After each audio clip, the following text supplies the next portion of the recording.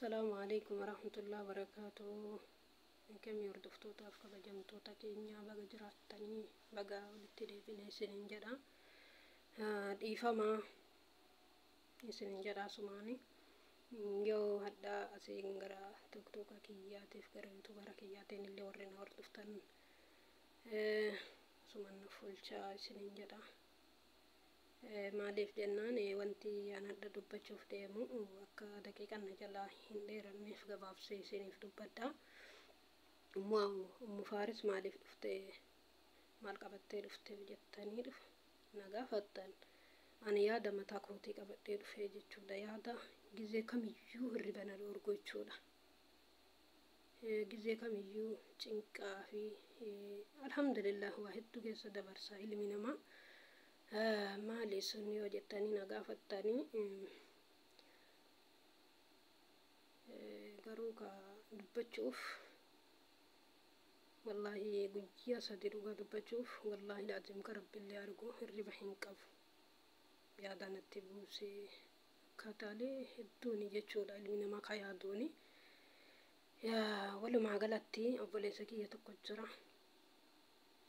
كودو حال غارين كرا غاري ملاجرو ودو كايو تكان افان تكا وانتو جيتشو قبون جرا مريل من ما وبليتي وجين وبليس وبليتي وجي ومرياتو وبليتي نوبليس وجي وني مرياتو هدو جرا جيتشودا غارو كانا جيتشو دراتي مالي في تكوفا غرا يوتيوبرات دفوفي والله وني كوتي متي جيتشودا فدي كوتو متي kun kuma fedhii kootii miti garuu wanni na fide wanni na dirqamsiiseettu wanni aartii fi yookaan yuutubara kanan na fide waa lama jechuudha.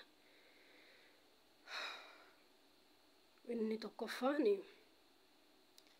nama waliin kaayuu kaleessa waliin dalaydu tokko yookaan waliin karoorfatte tokko yoo bira dhabdu waa hedduutu waan sani akkasi geessullee si godhaa jechuudha.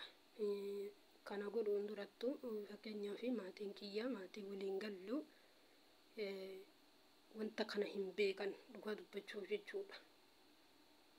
wanta kana akka maalii fi wanni irraa dhufee sababni gara kana dhufee maalii jedhee namni na hubatan jiru.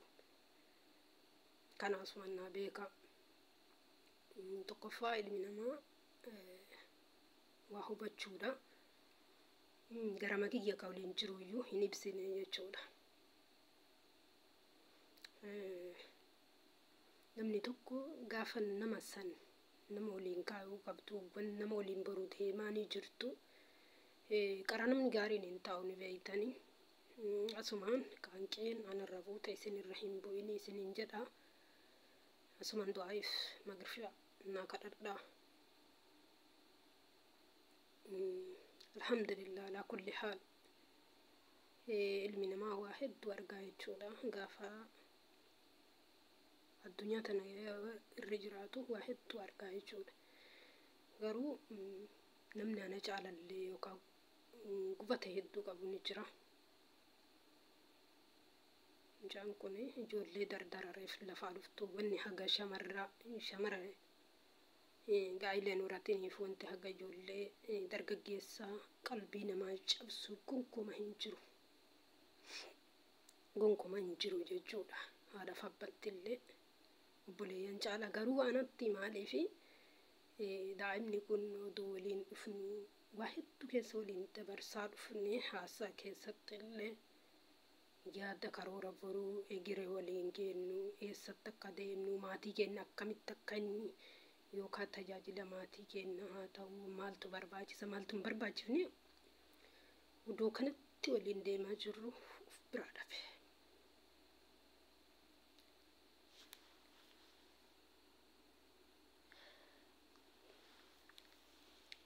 kanatti oduu wajjin deemnu hedduutti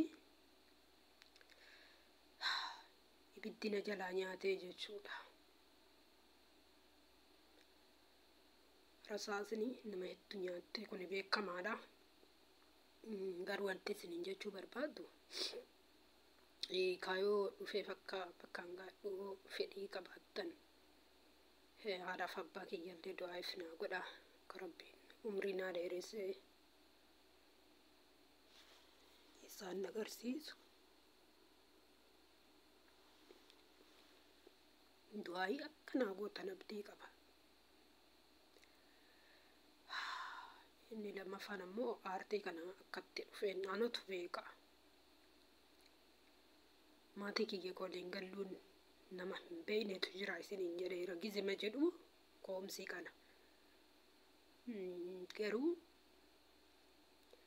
wanti aartii kana akkana fiduna godhe waa hedduu wanti himachuu hin qabnes wanti yoo himadhe keessa naan deeme baafachuu hin dandeenye jira. Yookaan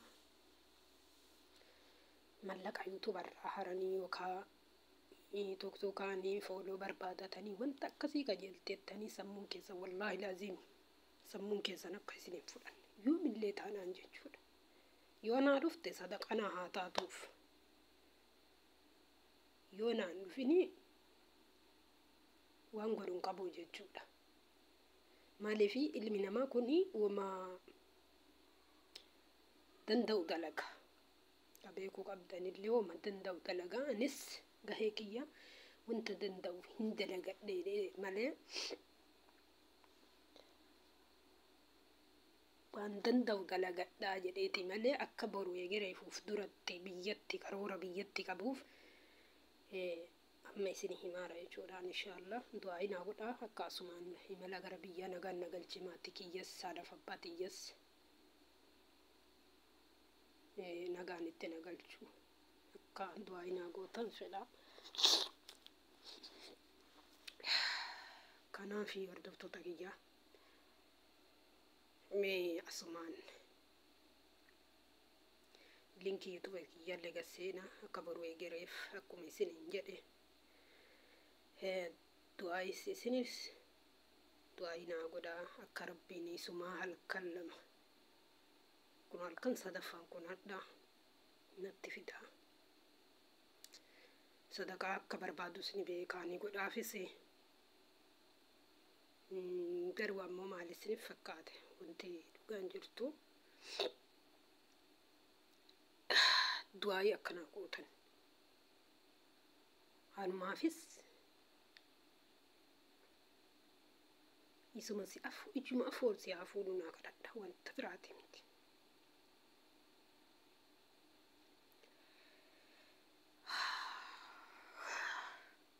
Garuu namni haadhaaf abbaa dhabeellee hin jira. Wanti kaan kee hagaadhaaf abbaa yoo namarra fuute nama laalleessitu hin jiru jedhanii mira. Kanaafuu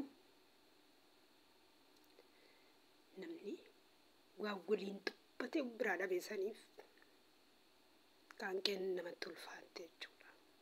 Kaan keen garaallee wantoota wajjin haasaa dhufte. Maal akkasiin jedhe maal akka jedhaanii turte. Kanatu sammuu kan kee keessa si dhufa.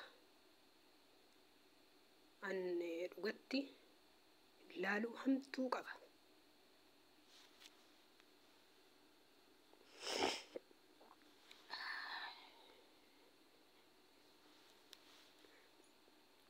Ilaaluu ilmi namaan hubanne. Kanamayyoo baafadhee obsa baay'ee na dhorgitu qaba. Kanamni tokko naan hubanne. Annis yoo nama baafadhu hin balleessa jedhee balleessuu dadhabe. Garuu akka rabbiin illee tuttuqa rabbiin illee tuttuqaa jira. Isas baay'ee akka wanni irratti ta'aa jiru hin beekaa. Intala musliimaatiin ollaallee garuu asumaan daa'iin kenna. Hundinuu warroonni islaama taatan hundinuu du'aayaaf kanaaf kadhattan abdii isinirraa qabaa isinin jedha. Akkasii kaayuu of dura harkaa qabuuf akka na jajjabeessitan inshaallah isinin jedha. Mishoonni guddan du'aayii anaafis sabrii karri bana dhoorgee natti dhufu kana jala kaa'u. Kana kabajaaf jaalalaan isin gaafadha. Akkasii naaf oolchaa buleenteedha. Naaf oolchaa isinin jedha inshaallah. Egereen viidiyoo babbareedaa إن شاء الله وانتو طلالتني سواني التن سني قد ديسا إن شاء الله كم يعني نمجرو كنانو إلي من ما يقدرنا تين الرحفي وانا جتوف وان دلعون ديس وان طيفي أكسي سنين جرى. السلام عليكم ورحمة الله وبركاته.